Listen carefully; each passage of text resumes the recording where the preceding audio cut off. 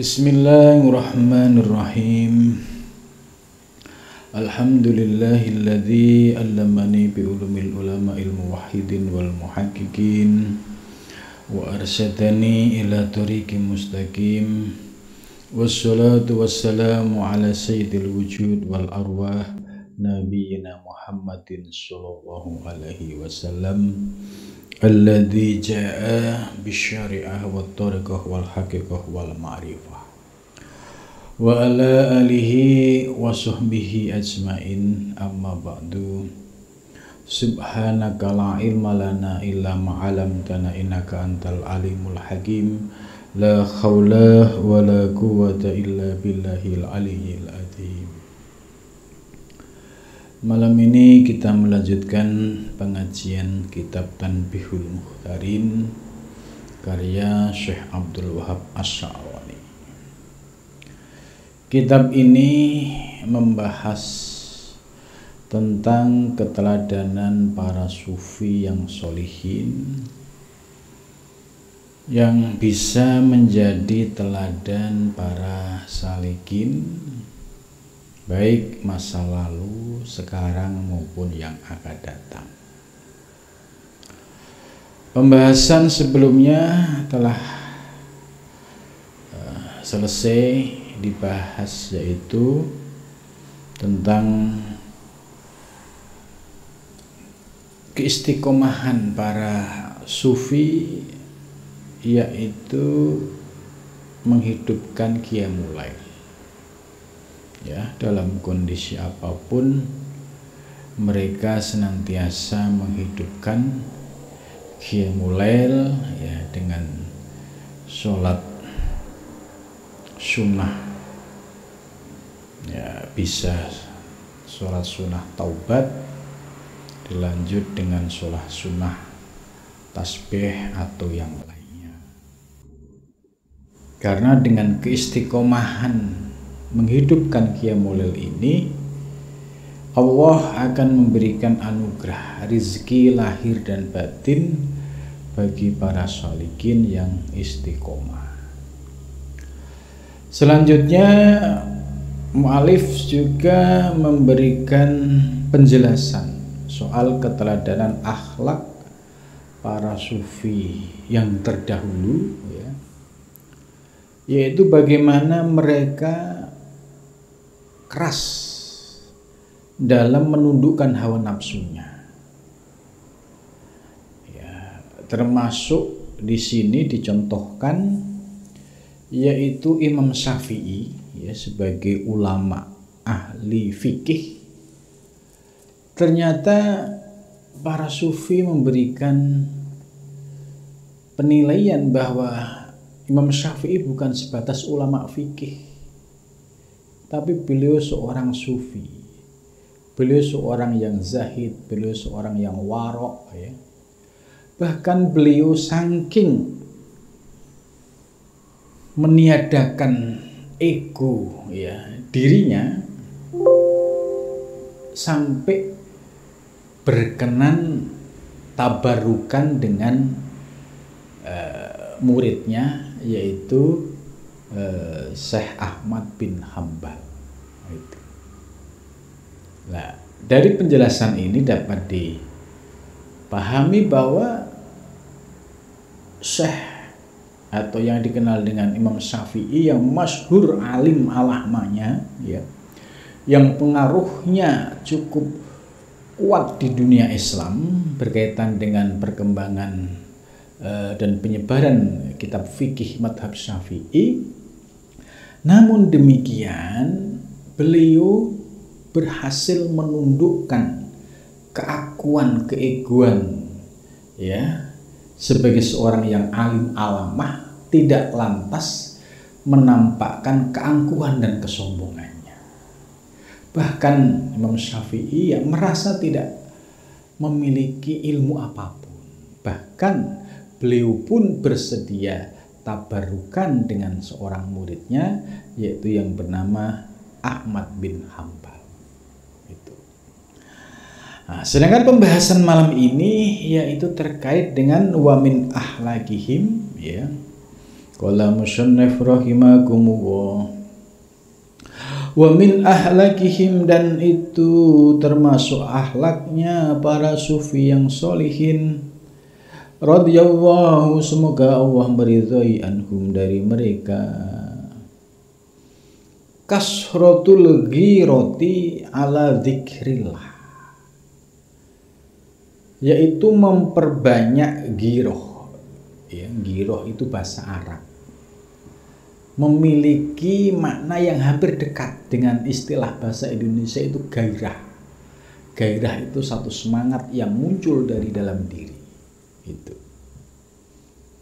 Jadi kasratul ghirah, memperbanyak semangat, ala dzikrillah, atas mengingat Allah.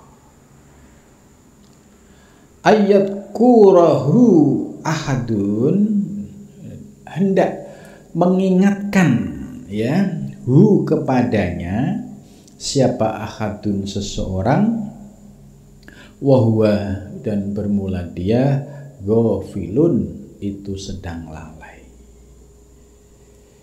Jadi termasuk, ya, akhlak para sufi yang solihin yang patut untuk diteladani bagi para salik, ya, yang berproses berjalan menuju Allah, ya, mulai dari memahami ilmu, kemudian mengamalkan ilmu, terus setelah memahami tentang pentingnya zikir, ya, terutama zikir nafi isbat, zikir ismudat, setelah memahami manfaat dari kaifiat zikir ismudat dan nafi isbat, kemudian diamalkan secara istiqomah, akhirnya bisa membuka tirai-tirai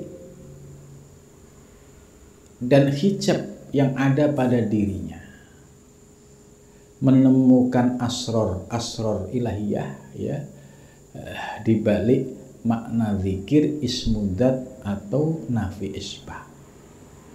Maka pada saat sudah mulai merasakan makna-makna zikir ini, bagi para salik mulai kasratu ghirah ala dzikrillah, mulai seneng zikir.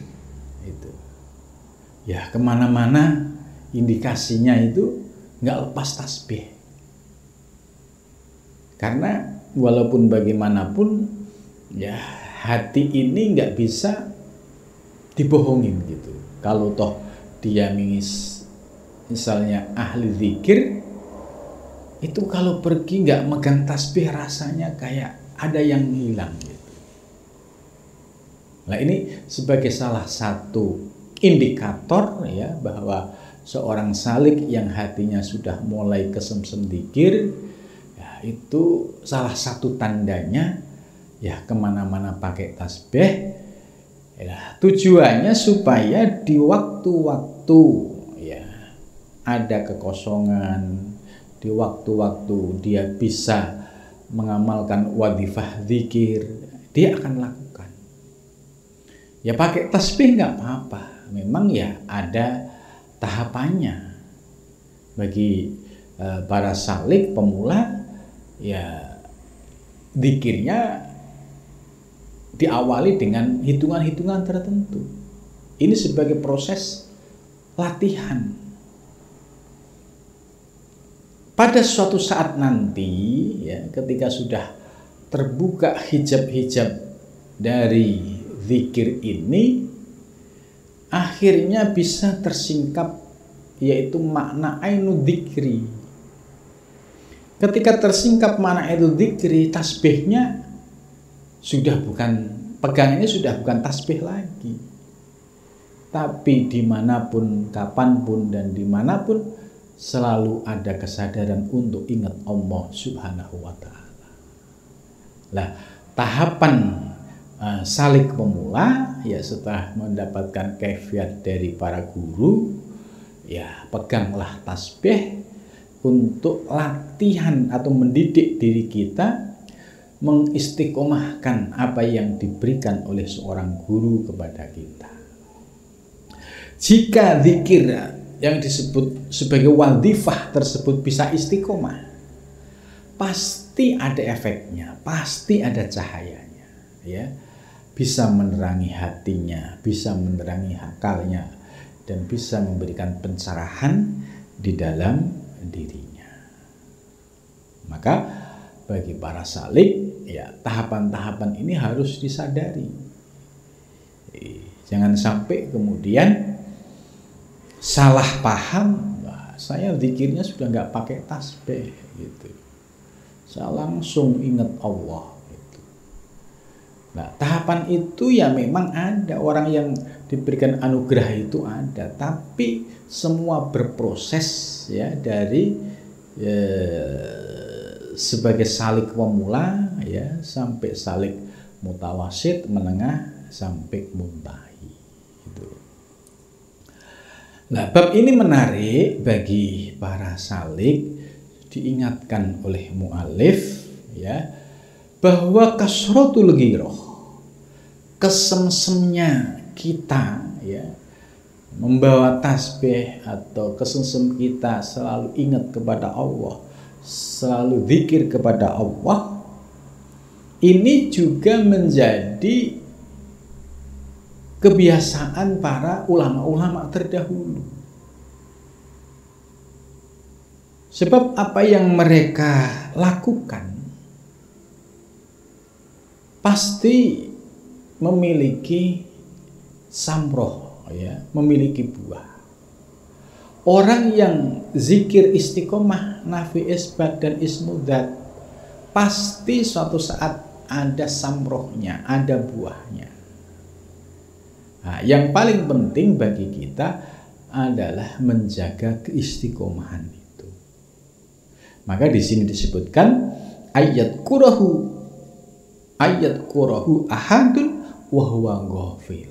Pada saat, ya, suatu saat kita lupa, kemudian ada yang mengingatkan kita supaya mengingat Allah, ya, maka jangan sampai kemudian kita gengsi atau defensif atau nggak perlu ente ngajarin saya gitu, karena merasa lebih ngerti. Nah, ini oleh mu'alif diingatkan bahwa ayat kurau ahadun wa ghafil, potensi untuk lalai setiap seseorang itu pasti ada, karena asik, ya, dengan permasalahan dunia, ya, karena asik dengan hal-hal yang sifatnya duniawi, akhirnya memperdaya dirinya terus sampai lupa mengamalkan wadhifah zikir, dan akhirnya lupa sama sekali mengingat Allah.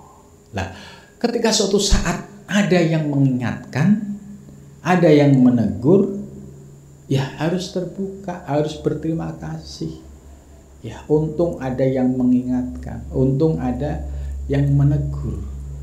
Kalau tidak bisa kebablasan.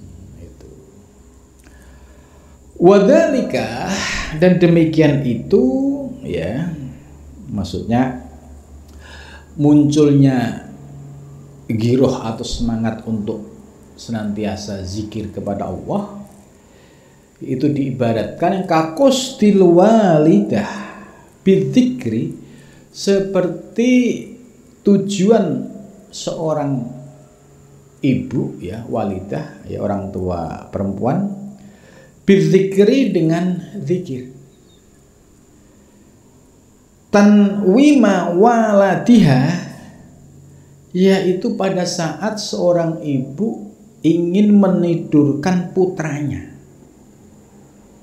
Itu, ya, misalnya, ya, ibunya ini termasuk ahli zikir, ya, terus anaknya itu lagi, ya, dimomong, mau ditidurkan, yaitu bisa dengan zikir, misalnya la ilaha illallah gitu, la ilaha illallah. Lah, kalimat-kalimat yang keluar dari lisan seorang ibu dan didengar oleh seorang anak walaupun dia masih bayi, itu masuk ya memori ya pendengaran si anak dan itu akan melekat. Idza syaharat bihi fil lail, apabila ya bangun siapa walidah ya bihi dengan walad fil laili di malam hari gitu. Jadi pada saat anak ya yang masih kecil ngelilir di tengah malam, nah, salah satu cara ya supaya anak ini bisa kembali tidur ya ibunya yang kebetulan ahli zikir itu bisa melatih ya, bisa mengumandangkan ya zikir yang dilakukan supaya anaknya ini ya, mendengarkan kalimat zikir ya, kemudian lambat laun bisa menjadi penghantar tidurnya. Itu. Jadi ini sebagai contoh ikhtiar ya seorang ibu bagaimana sejak dini anak ini sudah dilatih dengan kalimat-kalimat zikir ya supaya telinganya ini bisa menyerap memori kalimat zikir tersebut. Maka penting juga ya tidak sebatas bayi ya. Ketika anak-anak sudah mulai ya usia TK, usia SD, usia SMP, ini juga penting kita ajari mereka dengan kalimat nafi isbat itu. La ilaha illallah. Lah anak-anak yang terbiasa mendengar gurunya ngajari zikir nafi isbat, ini pasti nanti akan masuk dalam memorinya gitu. Dan suatu saat misalnya dia sudah dewasa atau di mana, itu pasti akan teringat, oh iya guru saya dulu waktu di Arobani tiap maghrib ya, tiap sholat itu selalu diajak zikir nafi isbat itu. Memorinya kemudian mengingat masa lalu. Oh iya ya, ternyata kalimat ini terngiang-ngiang ya. Terlebih misalnya ya dia berada di perkotaan yang jauh dari lingkungan yang berzikir, maka kerinduan-kerinduan terhadap situasi zikir berjamaah ini menjadi sesuatu yang bisa menimbulkan daya ingat memori pada masa lalu. Oh ya dulu sama teman-teman ya dilatih untuk berzikrullah ini. Nah, terlebih kalau sudah saatnya dipanggil oleh Allah ya, misalnya tertarik ya dengan kajian-kajian tasawuf, kajian-kajian hakikat, nah, itu sudah punya jejak positif ya. Oh dulu saya pernah diajarin oleh guru saya zikir nafi isbat itu. Jadi apa yang disampaikan oleh mu'alif ini ya proses melatih ya, anak mulai dari bayi, bahkan di dalam kandungan pun kalau ibunya ahli zikir ya sangat bagus sekali, karena memori anak ini penting, perlu diisi ya suara-suara khususnya nafi isbat ini gitu. Fa inna dzikrallahi ya, selanjutnya maka sesungguhnya mengingat Allah Ta'ala Maha Tinggi ya jilu itu memuji an misli dzalik dari seperti itu. Jadi maksudnya membiasakan diri dengan berzikrullah dan mengingat Allah ya, walaupun bagi anak-anak tadi itu maknanya apa nggak ngerti. Bagi anak bayi maknanya zikir apa tuh tidak ngerti. Tapi hati mereka ya yang sudah dibekali kalimat tauhid oleh Allah pasti merasakan kenyamanan. Pasti merasakan oh ini sesuatu yang saya cari. Karena saat dihitop di alam arwah itu kan jelas alastu birabbikum. Ini memori ini ya sudah dipasang oleh Allah saat di alam arwah. Maka pada saat dia hidup ya mulai dalam kandungan atau dia setelah lahir bayi, kemudian ibunya rajin membacakan kalimat zikir, kemudian dia masuk usia anak-anak ya SD SMP, kemudian mendapatkan guru yang juga membimbing zikir, maka ini lebih mudah untuk terkoneksi ya dibandingkan dengan misalnya anak ini tidak tersentuh dengan kalimah-kalimah zikrullah karena hatinya semakin keras gitu. Jadi zikrullah yang diucapkan oleh seorang ibu atau yang diucapkan oleh seorang guru ya atau zikir yang diucapkan bersama-sama itu ternyata mampu menerangi ya memiliki efek positif ya bagi hati kita ya, bisa menjadi terang, akal kita yang sebelumnya ruwet ya, urusan dunia juga saraf-sarafnya bisa menjadi terurai gitu. Nah, ini penting sekali ya ketika orang yang sudah memahami makna zikir ternyata itu menjadi makanan rohani yang dibutuhkan oleh rohani kita. Kalau jasmani kita sudah makan tiap hari, tapi rohani kita ya itu kalau nggak dibarengi, nggak kita kasih makan dengan zikir yang istiqomah, itu juga sama mengalami kekeringan dan akhirnya galau, gelisah, ya tidak merasakan ketenangan dalam hidupnya. Waqad qala, dan sungguh telah bersabda dan telah berkata ba'dus sholihin, sebagian orang-orang yang soleh, yauman, pada suatu hari, limaridin, bagi orang yang sakit. Jadi ada pendapat sebagian orang yang soleh ya berkata pada suatu saat kepada orang yang sakit itu, kul, katakanlah itu. Jadi ada orang sakit ya, bisa kita ibaratkan ya kalau kita di rumah sakit itu kan memang hampir semua yang ke situ semua sakit gitu ya.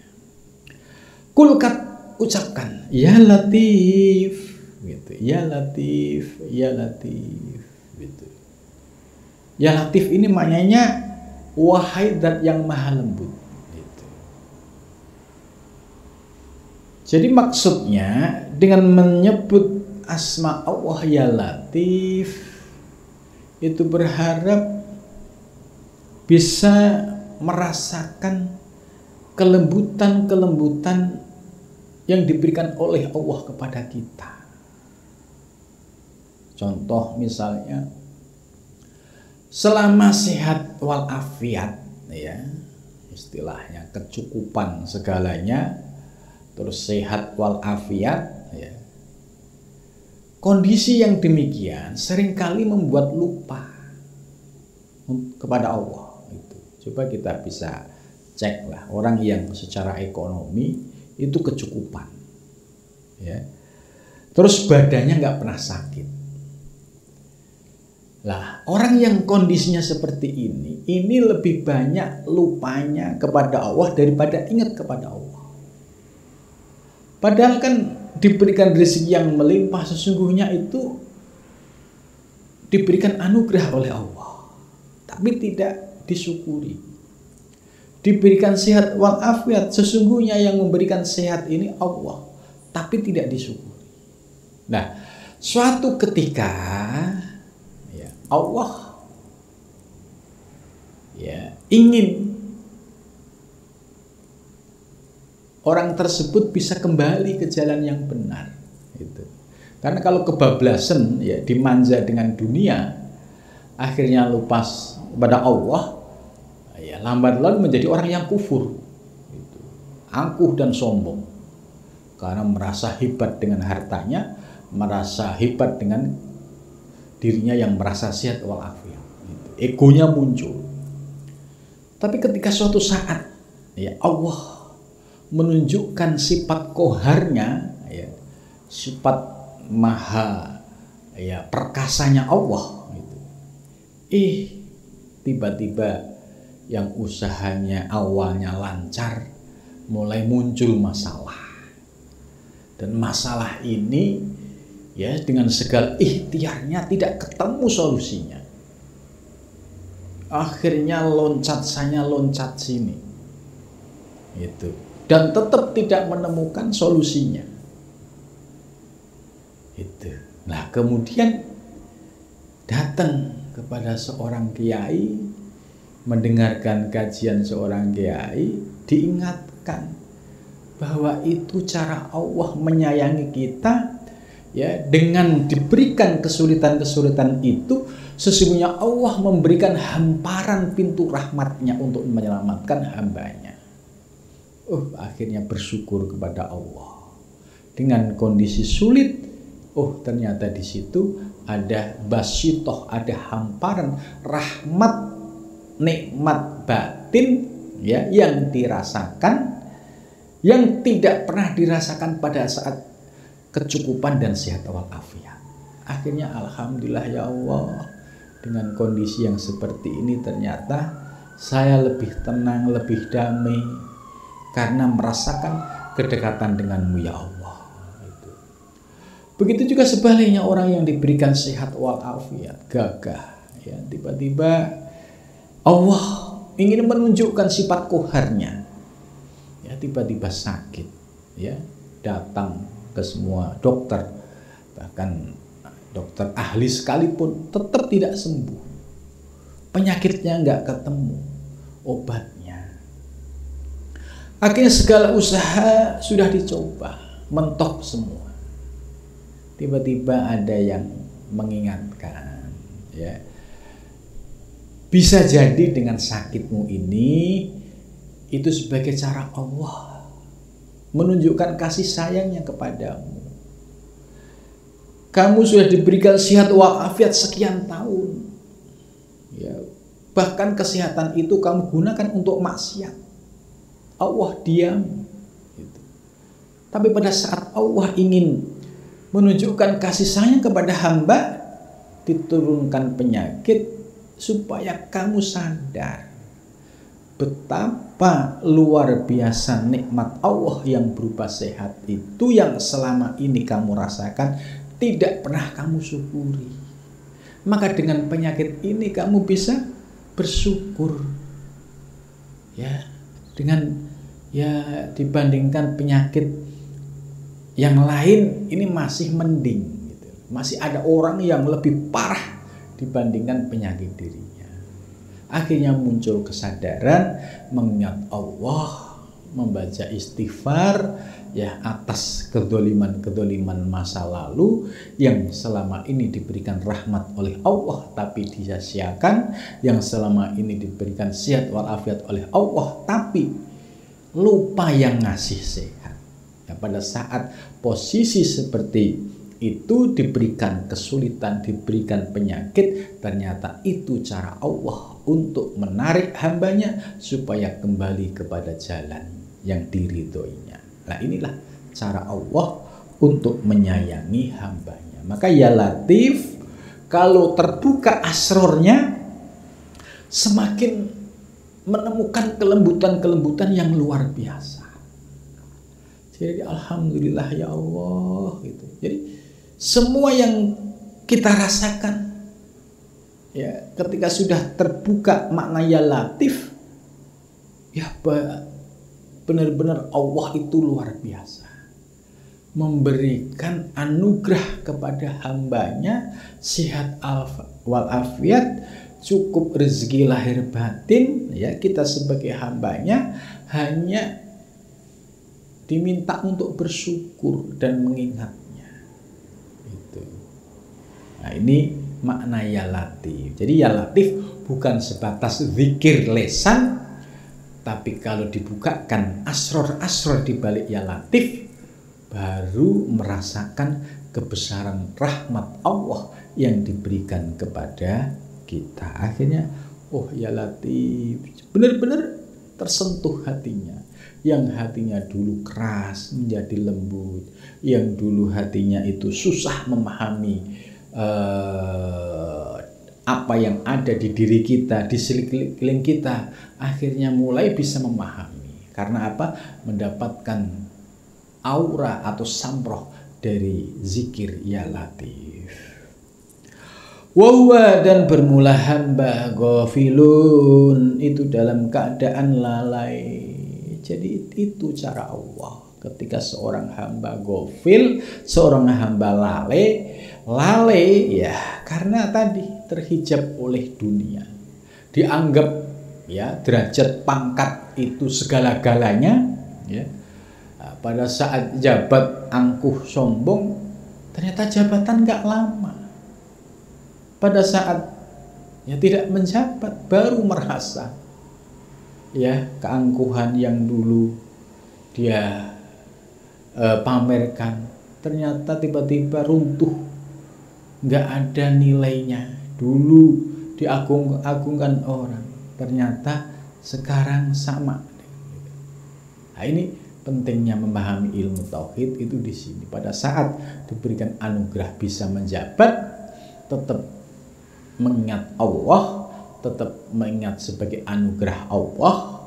Nah, pada saat menjabat atau tidak menjabat, sikapnya, posisinya tetap sama, yaitu pandangannya selalu memandang Allah Subhanahu wa ta'ala.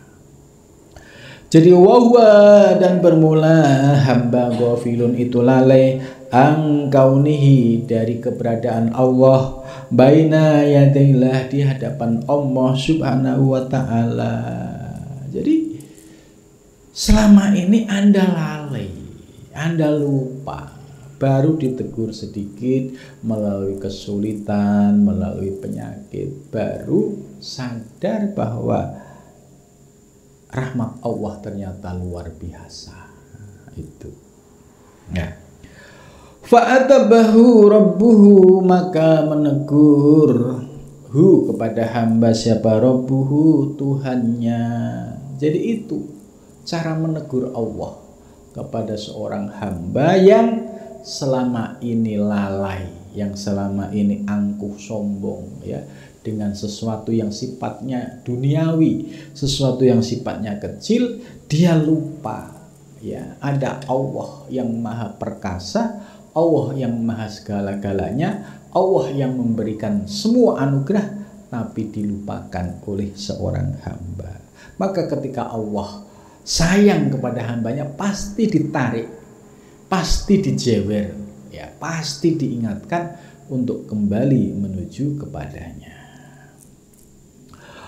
Ala dzalika, atas tersebut, fil manami, dalam keadaan tidur. Jadi ada juga orang yang ditegur oleh Allah ya dalam keadaan tidur. Waqala, dan berkata lahu kepadanya ya, waqala, dan firman siapa Allah lahu kepadanya, qad ja'alta dzikra ismi laiban walahwan. Nah, ini maksudnya ketika kita dzikrullah ya, mengingat Allah, ini jangan main-main, jangan buat guyonan ya. Karena ini ada orang yang ditegur oleh Allah, qad ja'alta, sungguh kamu telah menjadikan, dzikra ismi, menyebut namaku gitu. Kamu menyebut ya namaku, ya Latif, ya Rozak, ya Wahab gitu. Dan nama-nama yang lainnya ternyata laiban, hanya sekedar permainan, walahwan, dan sendaguro gitu. Maka di sini perlu kita sadari nggak boleh kalimat zikir itu dibuat mainan atau sendaguro. Itu dengan kata lain, mafhum ya, mukhalafah dari kalimat ini yaitu hendaklah ketika kita zikir itu direnungi maknanya, ya, diresapi kalimatnya supaya hati kita ikut khusyuk dan khudur. Itu ya Latif misalnya, benar-benar ini hayati ya Latif, wahai zat yang maha lembut, ya kelembutanmu nyata, ya engkau berikan ruh kepada setiap hamba sehingga hamba ya bisa merasakan, ya mata bisa memandang, telinga bisa mendengar, lisan bisa berbicara. Ini semua anugerah-Mu ya Allah. Maka bagi orang yang memiliki kesadaran hatinya sedang ikat, ya, akan mudah untuk mengembalikan kepada Allah. Tapi ketika seorang hamba hatinya lalai, ya, terkadang sudah zikir tetap aja hatinya tidak bisa mengingat Allah. Gitu. Maka dalam hal ini, ya, tingkatan zikir itu menurut Syekh Ibnu Athaillah itu bertingkat-tingkat. Ya. Ada yang zikir ma'al ghaflah, ya. Jadi zikir tangannya megang tasbih, ya, misalnya la ilaha illallah, tapi hatinya tidak ingat Allah, itu ada. Ini namanya zikir ma'al ghaflah. Ada juga zikir ma'al yaqdhah, zikir yang hatinya sadar. Itu. Kemudian yang ketiga ada juga zikir ma'al hudur, zikir yang disertai hudur, memandang Allah Subhanahu wa ta'ala. Nah, kondisi dan tingkatan zikir ini ya sesuai dengan makomnya, ya. Tapi pesan Syekh Ibnu Athaillah, seandainya posisinya pada zikir ma'al ghaflah, ya nggak apa-apa, tetap aja istiqomah. Jangan sampai kemudian zikirku nggak ingat sama Allah gitu, hanya zikir lesan doang, ya ngapain capek-capek, nggak boleh, ya bersikap seperti ini. Ya istiqomahkan walaupun zikir maaf ghaflah, istiqomahkan, karena bagi Allah menaikkan kualitas derajat zikir ma'al ghaflah ilal yaqduh ilal hudur, bagi Allah itu sangat mudah. Gitu. Jadi tugas kita hanya istiqomah. Soal yang memberikan anugerah peningkatan kualitas zikir ya Allah sendiri. Gitu. Maka jangan sampai seperti yang disampaikan dalam makalah ini, kamu sudah mengingat namaku, tapi kamu laiban, ya hanya main-main dan canda. Padahal yang kamu sebut itu namaku, nama Allah Rabbul Izzati, gitu. Tuhan yang Maha Agung, gitu. Tapi kamu buat permainan. Gitu. Fa'lam, maka ketahuilah dzalika tersebut ya akhi, wahai saudaraku para salik, ya. Apa yang disampaikan oleh mu'alif tadi menjadi catatan penting, ya, bagi kita, bagi para salik, untuk istiqomah apa yang sudah kita miliki, gitu. Jadi itu sudah satu anugerah yang diberikan oleh Allah, ya. Kita terbuka hati kita dengan kajian tasawuf, terbuka dengan kajian torekoh, kemudian kita terbuka bisa memahami ilmunya, ya, kefutuh, ya. Kemudian bisa memahami teorinya, bisa mengamalkan substansinya. Ini sudah anugerah dari Allah. Lah, semua itu bermula dari latihan dikit demi sedikit. Nggak ada cerita seorang sufi yang ujuk-ujuk langsung makrifah, tidak ada. Ya, Syekh Muhyiddin Ibn Arabi ya, mengutip perjalanan para sufi di Muqaddimah Al-Futuhat Al-Makkiyah itu jelas. Ini nggak bisa dilalui dengan cara instan. Maka kalau ada orang menawarkan ya praktek makrifah dalam seminggu, mustahil gitu. Ya, praktek latihan zikir dalam seminggu langsung makrifah, bohong besar. Ya. Karena perlu latihan secara istiqomah. Ya. Syekh Muhyiddin sampai mengungkapkan para ulama-ulama besar seperti Syekh Abdul Qadir Al-Jailani, seperti Syekh Junaidi Al-Baghdadi, kemudian seperti Abu Yaid Al-Bustami, itu membutuhkan waktu 25 tahun, 30 tahun sampai 35 tahun. Itu. Jadi artinya perlu waktu dan kesungguhan seorang salik ya untuk proses kenaikan ya kualitas ya dari kelas mubtadi pemula naik ke mutawasid menengah sampai naik ke muntahi. Ini semua membutuhkan waktu dan proses, dan kuncinya yaitu istiqomah. Itu. Wa min ahlakihim, selanjutnya akan kita bahas pada pengajian berikutnya karena sudah beda pembahasan.